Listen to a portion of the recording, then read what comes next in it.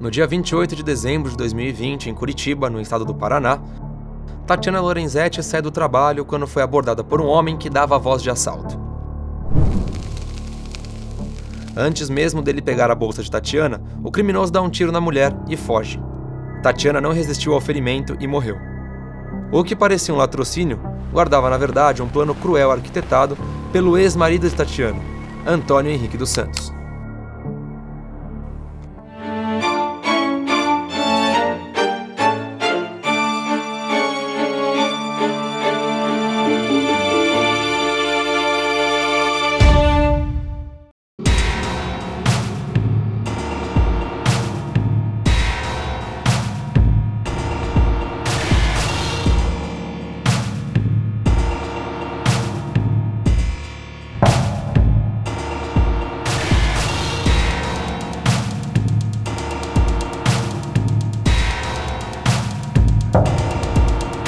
No dia 8 de dezembro de 2020, nós recebemos um compartilhamento de prova onde uma pessoa contratava um traficante para executar a sua mulher para que simulasse um latrocínio. E caiu nessa interceptação telefônica o marido da Tatiana, conhecido por Tonhão, Antônio, contratando um desses traficantes para que ele executasse a mulher. Com base nisso, eu entrei com pedido de prisão, tá, de uma representação pela prisão desse homem que seria o ex-marido da vítima. Esse pedido, no momento, não foi aceito, né, não foi deferido, porque, segundo o entendimento do Poder Judiciário, do Ministério Público, faltavam elementos de convicção para a decretação da prisão. E nós entramos, então, em recesso de final do ano.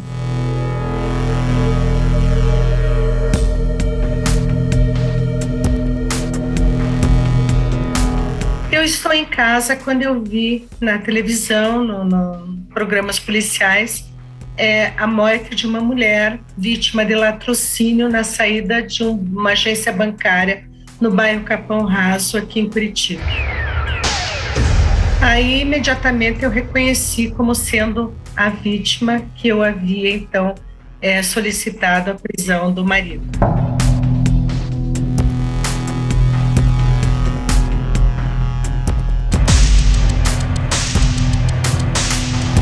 O executor acabou morrendo numa troca de tiro, entrou em óbito numa troca de tiro com a polícia militar. Aí nós vim para a delegacia imediatamente, entrei em contato com a polícia militar, que teria atendido a ocorrência até então como latrocínio, roubo seguido de morte, e trouxe o boletim de ocorrência para a delegacia.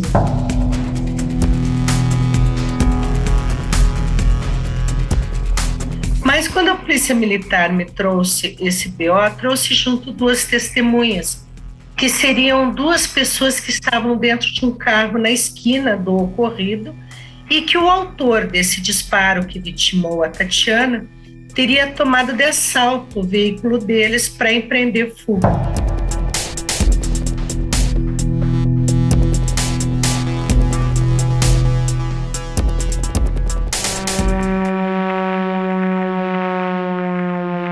A Tatiana, ela trabalhava numa agência bancária, tinha uma filha, estava separada do Antônio devido ao mesmo ser bastante violento e agressivo.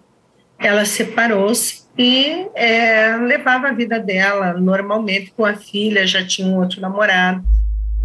Já o Antônio era um ex-policial militar do estado de São Paulo, ele era professor de lutas marciais, um homem grande, né, forte. O Tonhão também já tinha uma outra mulher, e então eles viviam cada um na sua vida. Vimos que a Tatiana, inclusive, tinha registro antigo aqui na Delegacia da Mulher contra o Antônio, inclusive com medida protetiva, Esse registro já tinha sido transformado em inquérito policial e já estava na justiça. Era um registro já antigo, já de cerca de um ano antes do crime. Então, nós acreditamos que era uma relação já violenta, uma relação já com risco para a Tatiana, porque os registros foram feitos aqui na delegacia na constância do casamento. Aí, posteriormente, ela se separou e começaram, então, as brigas entre o casal pela guarda da filha.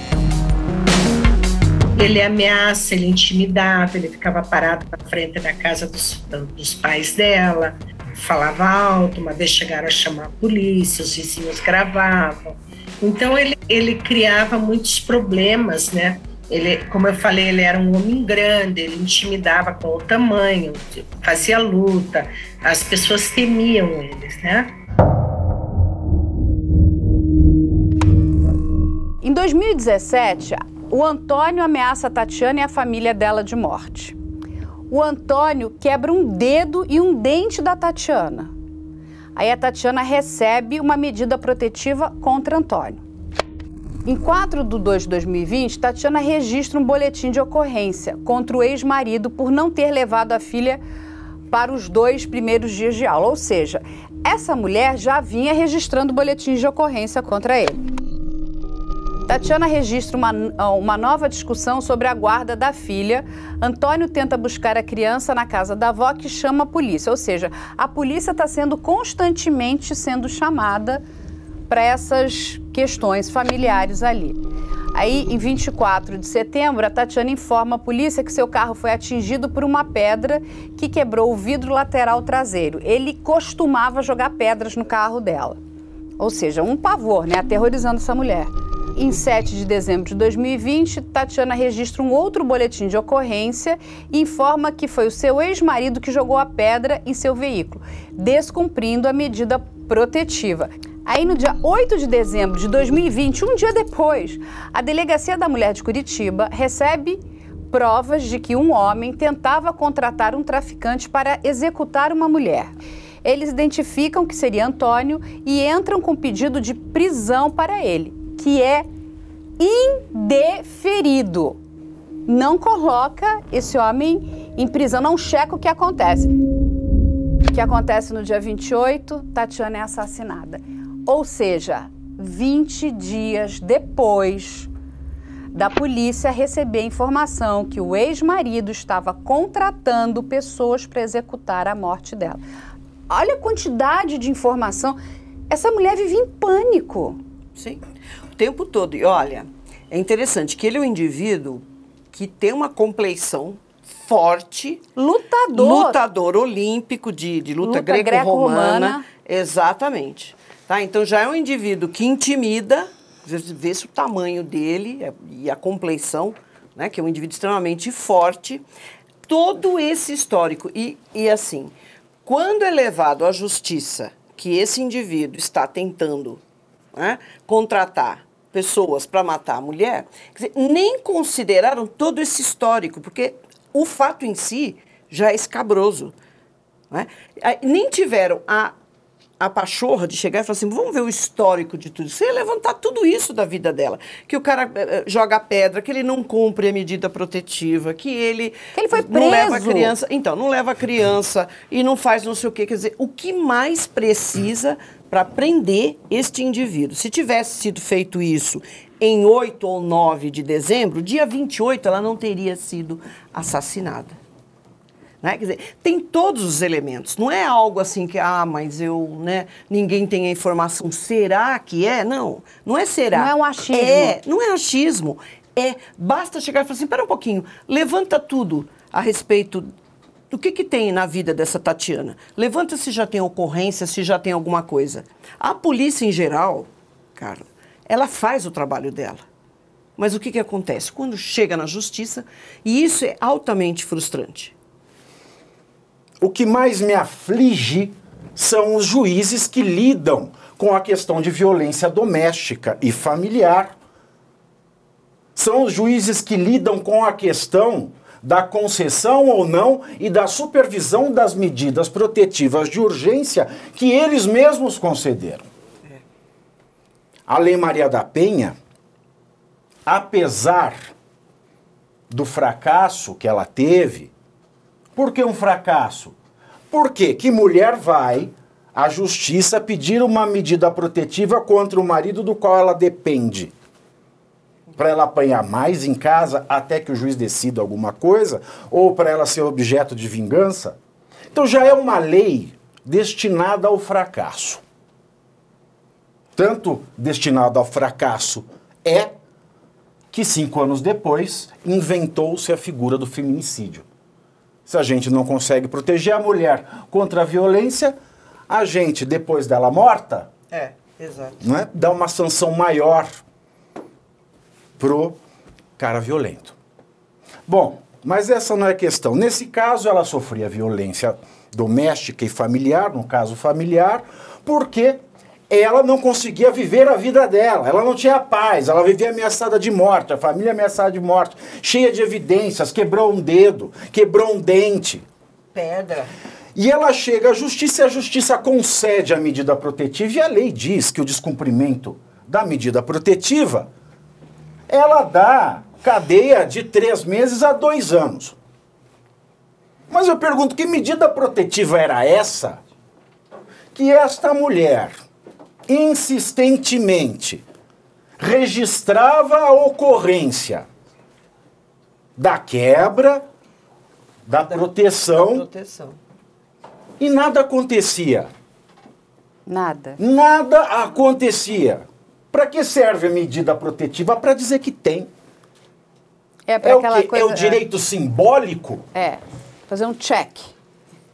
Ele não serve para mais nada. E isso não é um caso isolado, não. É verdade. Isso acontece no Brasil todo santo dia.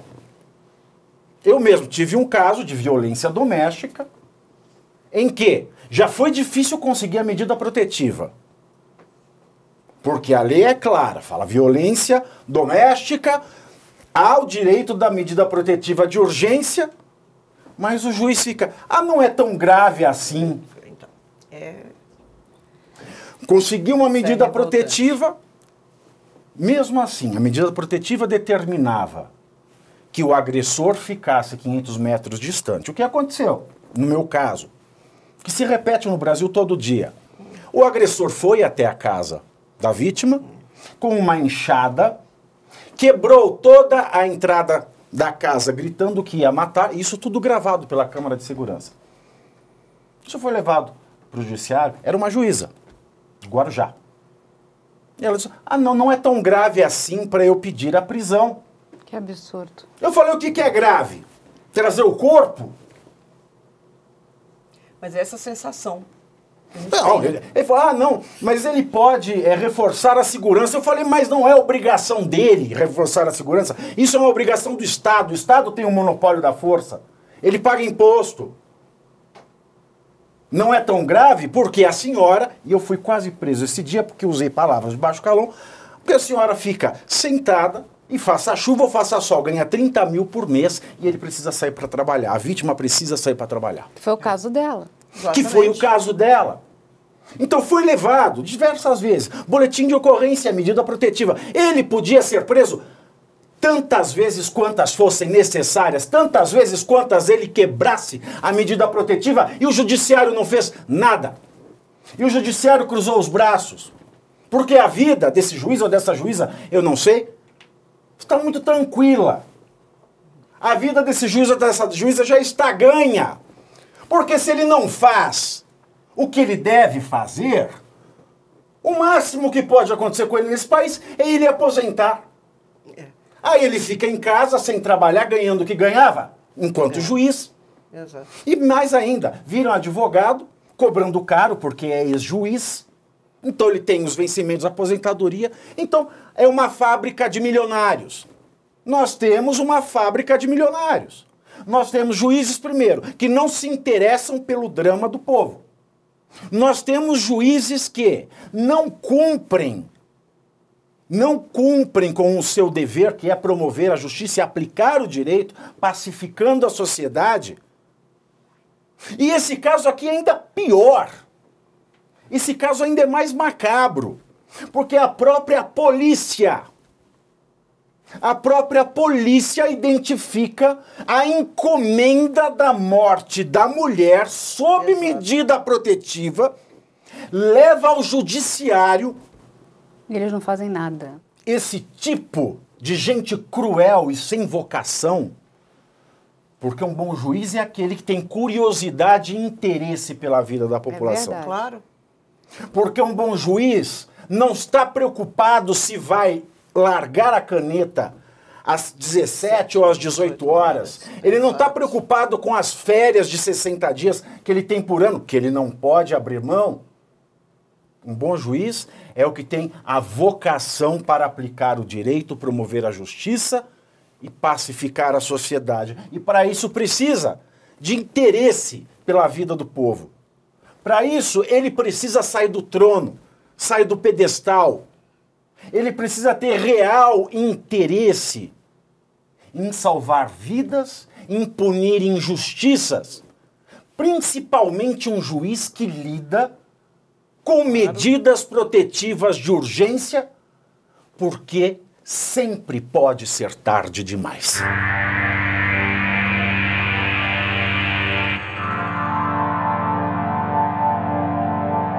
O que cresceu, acho que a intenção do Antônio em vitimar a Tatiana foi um seguro de vida que ela teria feito para a menina.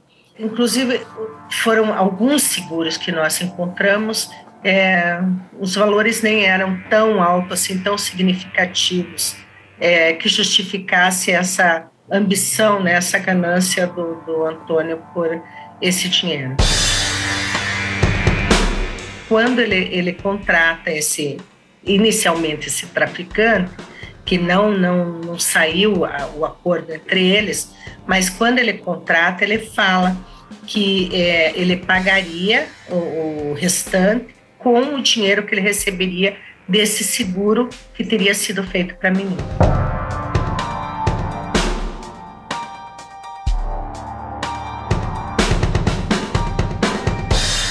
Eu acredito que ela deve ter comentado, porque eles tinham um relacionamento, sabe? Então, até não digo amistoso, mas eles conversavam, tanto que no dia da morte da Tatiana, a Tatiana saiu da bancária para ir buscar a menina e entregar para o Antônio nas proximidades de um shopping aqui de Curitiba. Então, ele tinha ciência que ela sairia às 3 horas para ir buscar a filha, para entregar com ele, porque a menina passaria as férias, o ano novo com o pai. Então, ele tinha ciência que ela sairia de lá às 13 horas. Então, eles conversavam em função da filha, do casal, eles conversavam. Então, eu acredito que ela deve ter falado para ele sobre isso.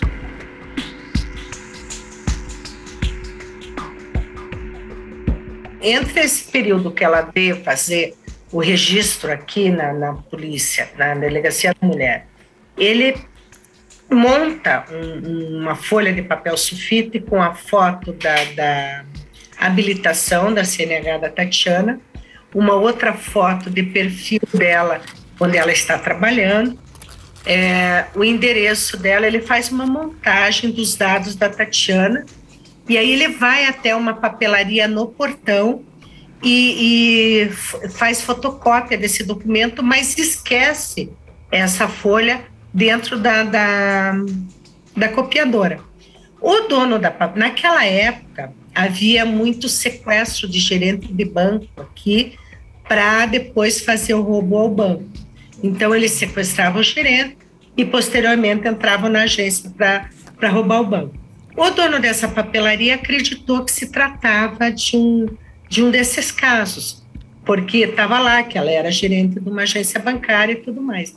E ele, então, vai ao COP, que é o Centro de Operações Policiais Especiais, que trabalha com roubo a banco. E esse dono da papelaria leva esse papel ao COP. O COP, então, inicia uma investigação e vai até a Tatiana. A Tatiana, então, comenta novamente: isso é comum, ele tá sempre me ameaçando. ela não estava muito preocupada com essas ameaças, sabe? E esse papel, inclusive, eu junto no inquérito para comprovar que outras ocasiões ele já tentou essa contratação para a morte dela.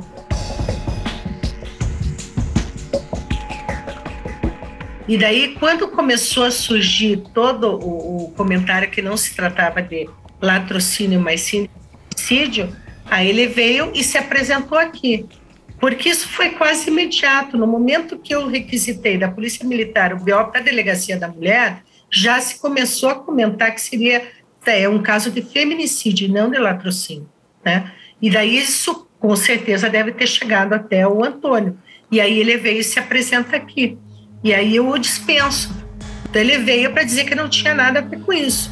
Mas, como eu sabia que ele era o mandante, eu disse para ele, olha, no momento que eu tiver que te ouvir, eu intimo. Nesse momento eu não vou te ouvir. Eu precisava ter elementos para poder ouvi-lo, né?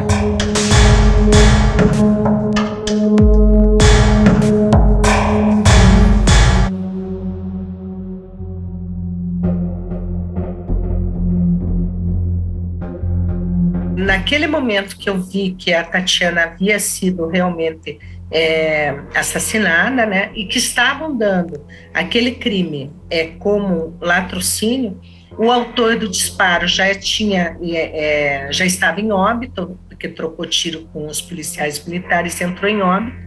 Então eu tinha só essas duas testemunhas, né, digamos assim. Mas, conversando com eles, eu comecei a ver que entravam em contradição. Um falava uma coisa, o outro falava outra, aí eles colocavam álibis que imediatamente as equipes iam atrás desses álibis e a gente via que não era aquilo que eles estavam falando, né? Segundo eles, eles estavam vendo um trajeto que o André fazia Uber. O Thales estaria vendo com ele um trajeto para em determinado local. E aí eles se perdem nisso, porque eu comecei a perguntar detalhes, qual era o trajeto, aonde iriam, como iriam fazer. Só que esse determinado local, eles entram muito em contradição.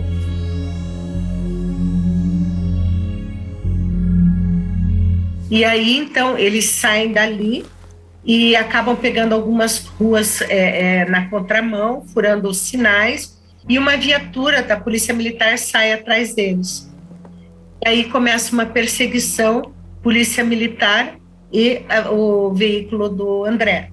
Em determinado momento, o André diminui a marcha do carro e o Jonathan pula do carro e sai correndo, a filmagem do Jonathan correndo, inclusive no pátio de uma churrascaria. E aí a polícia sai atrás do Jonathan e acabam trocando tiro.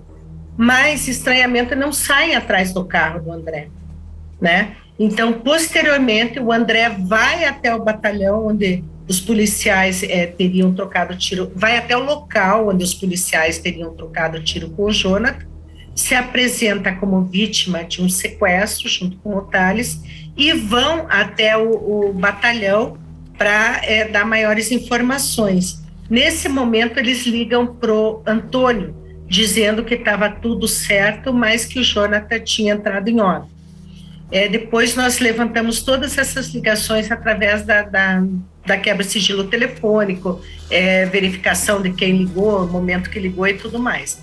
E nesse momento o Antônio já está se apresentando na Furtos e Roubos, não encontrou lá a situação, foi a um distrito policial, não encontrou a situação, aí então foi dito que estava na Delegacia da Mulher.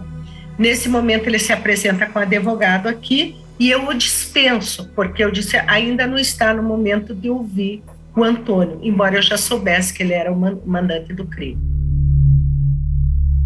Aí eu vi todas as testemunhas, namorada do Thales, que era irmã do Moisés, enfim, várias outras pessoas foram ouvidas. E, devido às contradições, o Thales acaba, então, confessando que eles teriam sido contratados pelo marido dela através de uma terceira pessoa, que seria o Moisés, que até então estava evadido. Ele fugiu quando soube que nós já estávamos no caso. Aí eu pedi a prisão novamente do Antônio, foi decretada, prendemos o Antônio, ele esteve aqui com a advogada, eu dei voz de prisão porque recém tinha saído o mandado. Aí ele foi preso e restava então o Moisés. Aí o Moisés se apresenta num canal de televisão aqui, se dizendo vítima também do Tonhão. Acabei então pedindo o mandado de prisão dele, prendemos o Moisés e conseguimos, através da oitiva das testemunhas, fechar todo esse círculo. Eles se encontraram dia antes do crime nas proximidades de um supermercado no Parolim, bairro Parolim. E ali, então, ficou apontada a função de cada um nisso. O Moisés era amigo do Antônio. Então, através do Moisés, o Antônio contratou as pessoas de Thales e André, que foram atrás do Jonathan. O André e o Thales iam dar a fuga pro Jonathan após a execução.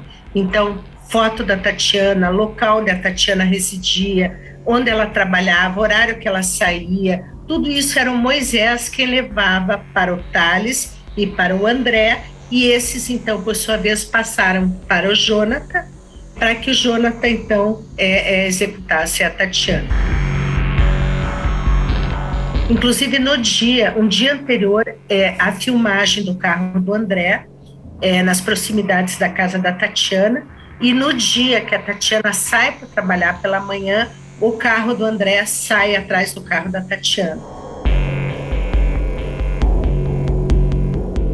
E então eles explicam que eles foram deixar o Jonathan nas proximidades da agência bancária, onde ele permaneceu sentado do lado de uma lixeira, com a cabeça coberta por um capuz, e ali ele ficou até o momento que a Tatiana desce em direção à garagem para pegar um carro, para levar e buscar a filha para entregar para o Antônio.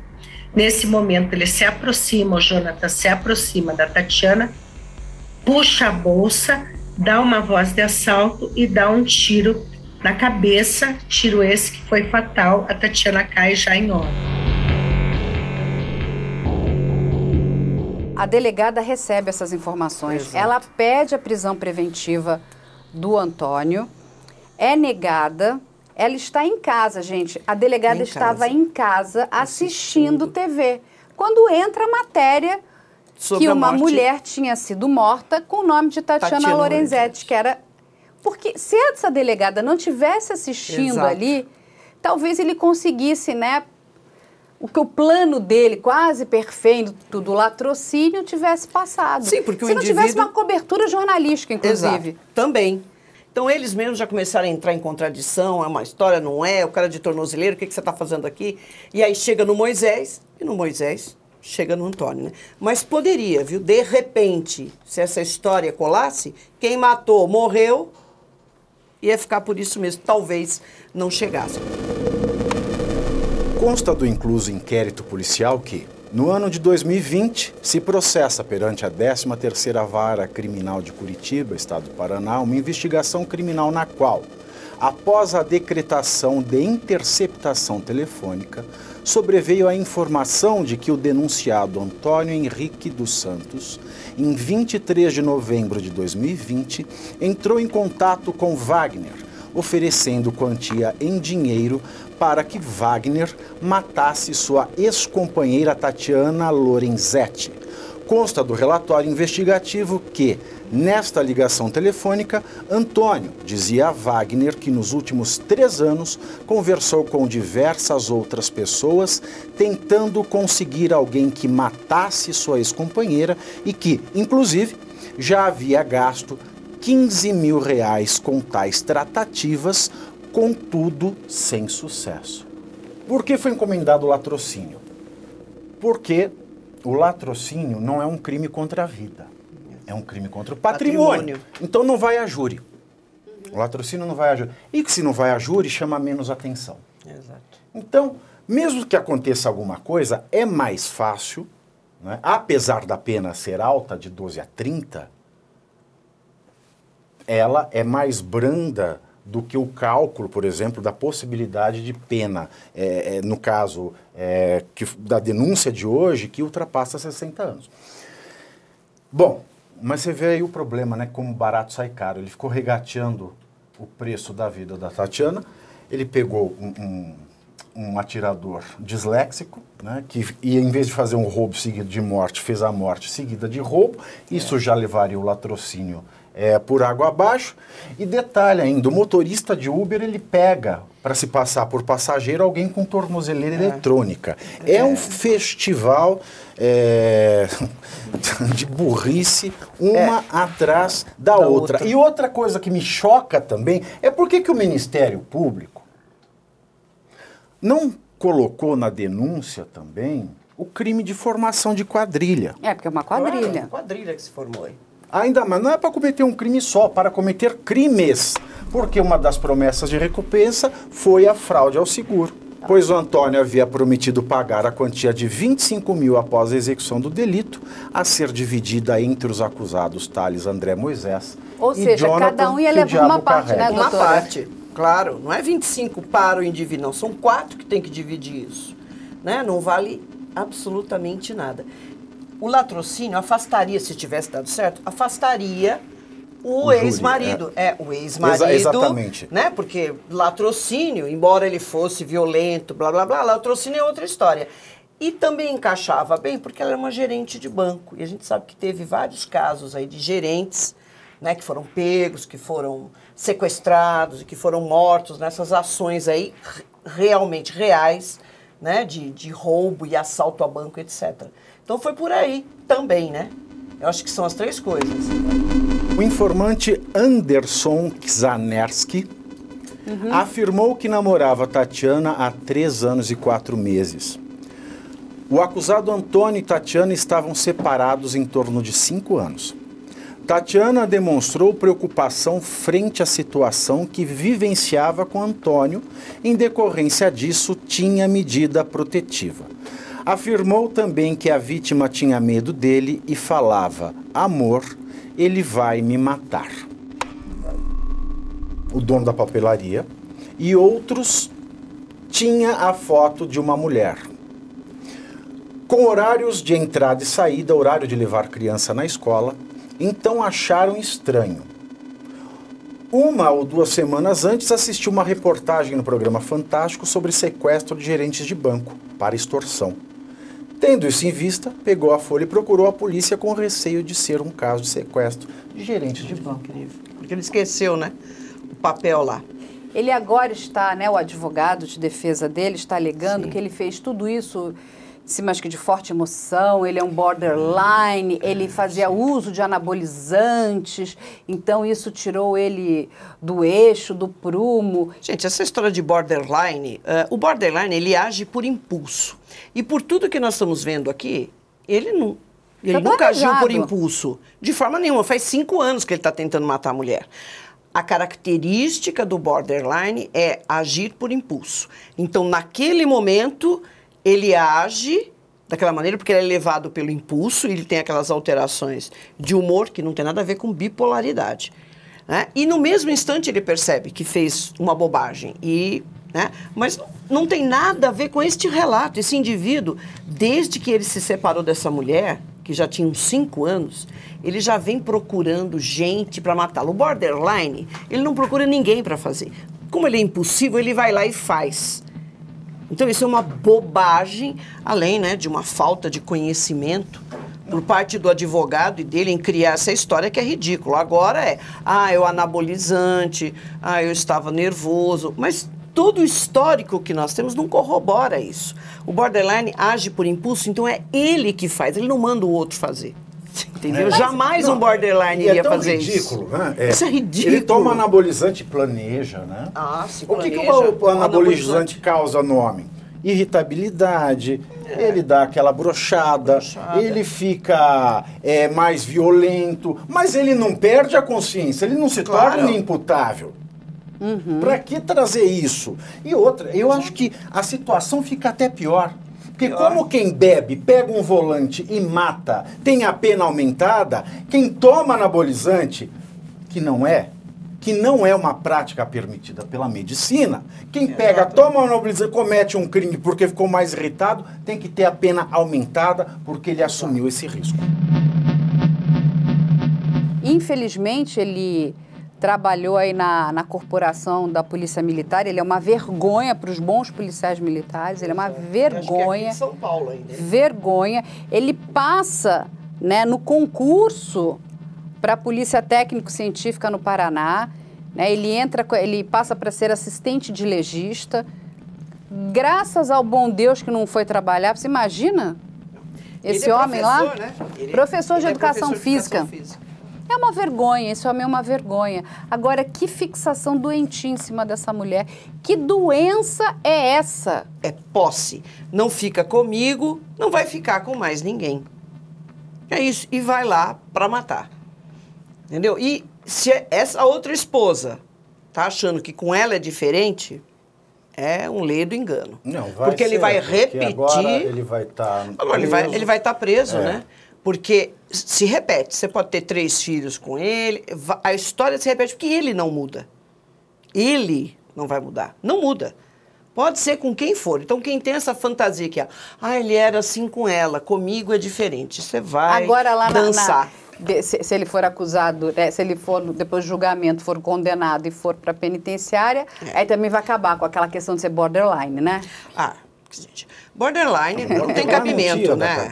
Não vai, você não é só procurar, eu quero dizer o seguinte, também deixa, né? Porque ele só é borderline daqui para fora, dali para dentro, aí acabou, né? Não, aí não vai ter problema com anabolizante. Não vai ter nada, né? Não vai ter nada. Ele vai ser um excelente, né, indivíduo cumprindo, daqui a um pouco ele vai ter lá todos os benefícios, porque ele tem um excelente comportamento na cadeia. É o que acontece com todo mundo, e a gente assiste isso o tempo todo. E nada é feito. É a velha história. Bezerra da Silva, com revólver na mão, é um bicho feroz, sem ele anda rebolando e até muda de voz. É isso mesmo. Infelizmente, essa criança perdeu a mãe de forma trágica. Eu nem sei se ela entende direito o que aconteceu. O que a gente recebeu de informação é que ela está em tratamento psicológico, né? Ela está tendo acompanhamento, enfim.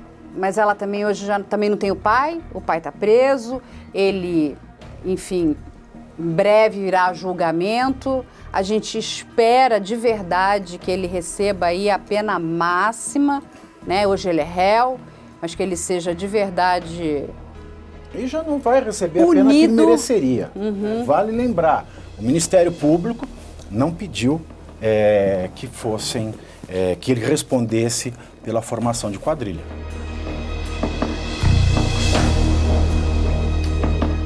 Antônio Henrique dos Santos, ex-marido da vítima, é acusado de feminicídio qualificado por motivo torpe, recurso que dificultou a defesa da vítima e praticado no âmbito doméstico e familiar. Moisés, Thales e André, acusados de intermediar a contratação do atirador que matou a vítima, respondem por feminicídio qualificado pela promessa de recompensa, recurso que dificultou a defesa da vítima e praticado no âmbito doméstico e familiar. Jonathan, o atirador, morreu em confronto com policiais. Todos estão presos preventivamente, mas até fevereiro de 2023, a data do júri ainda não foi marcada pela Justiça.